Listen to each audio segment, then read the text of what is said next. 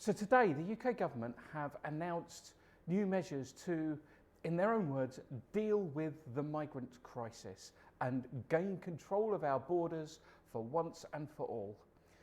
I'll read out what it says in the front page of the Times that was published last night to give an idea as to what's actually going to happen. The Home Secretary will be under a legal duty to remove nearly all asylum seekers who arrive on small boats, and there will be a cap on refugee numbers under plans being announced today.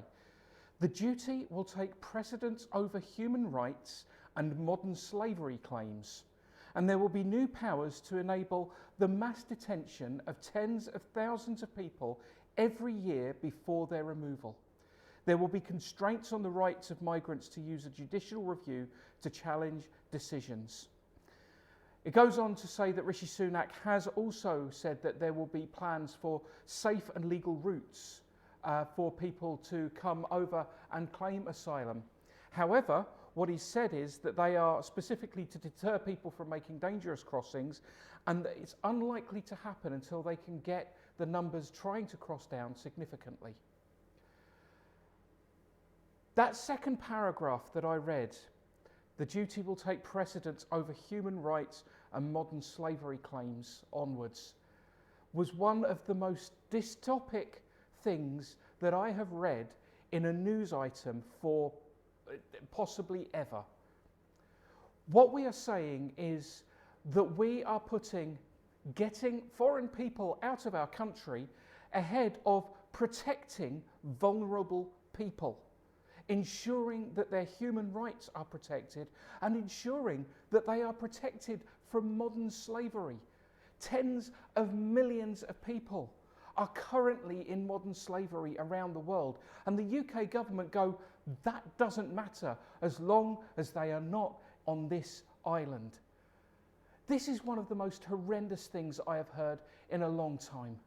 Last night on Sky's paper review, they were talking about it, and the entire discussion was framed around, well, how do we get the numbers down? How do we get them out of our country? There is never any talk about why are people leaving their homes in the first place? Why are people running from their houses, from their families, from their friends, from their jobs, from their countries in the first place? Because you don't do that unless you are desperate. You don't do that unless you've got a really good reason. And the fact that we are looking upon the people who are trying to claim asylum, to get safety in this country as some sort of criminal is absolutely horrendous.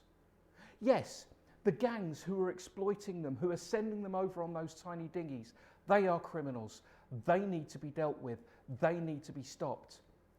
But the people who are putting their lives in the hands of these criminals, who are putting their lives at risk just by stepping onto those dinghies on what is a dangerous stretch of water, the people who are putting their lives in our hands by coming over here without any plan, much of the time they have nowhere to go, they have no job to go to, they don't know what they're going to do except they are seeking safety and refuge from something horrendous that has made them leave their homeland.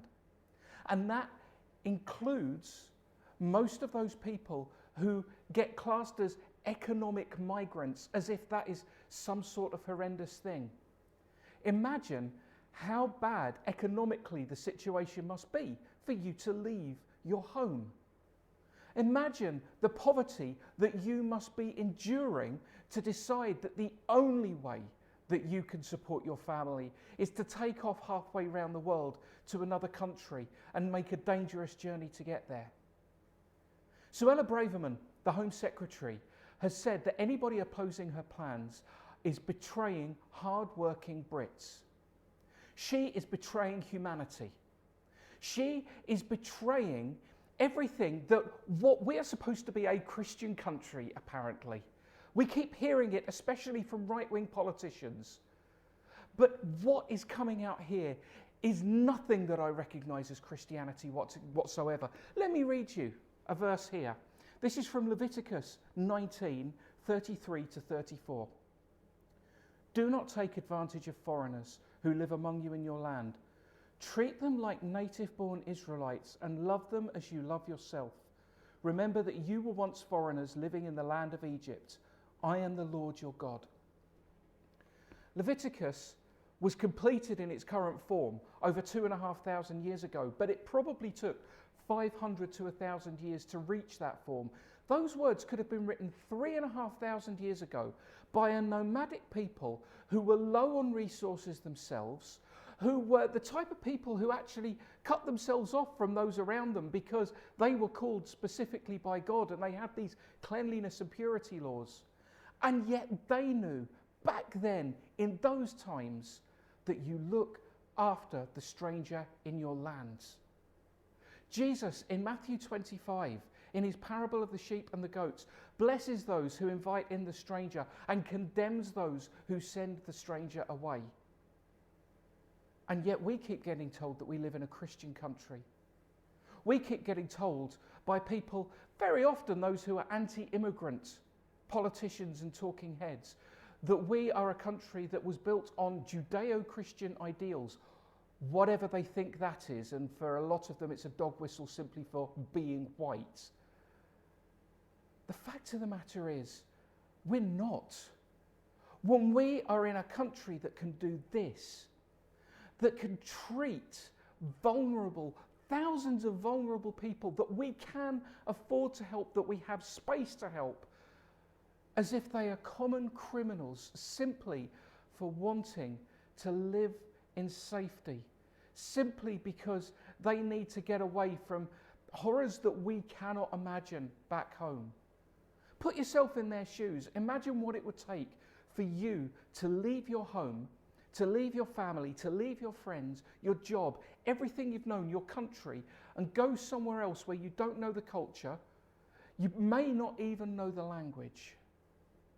What would it take for you to do that? I imagine it would be a lot. They are not people like the ones that you see living on the Costa del Sol and the Costa Brava, the English expats who are over there for a bit of sun in their dotage. These are young families, young men, young women, young children. And they want safety and they want protection. And our government is saying, no, we're not going to give that to you. We want rid of you. We're going to fob you off on Rwanda, a country with a horrendous human rights record. Or we're going to send you back to the country that you were running away from in the first place. This is one of the most appalling things that I've heard. From my position as a Christian minister, I believe it's a completely un-Christian thing to do, an un-Christ-like thing to do. But also it's just basically inhumane. The lack of humanity and compassion in this has angered me more than I can say and upset me more than I can say. I don't know what we can do about it.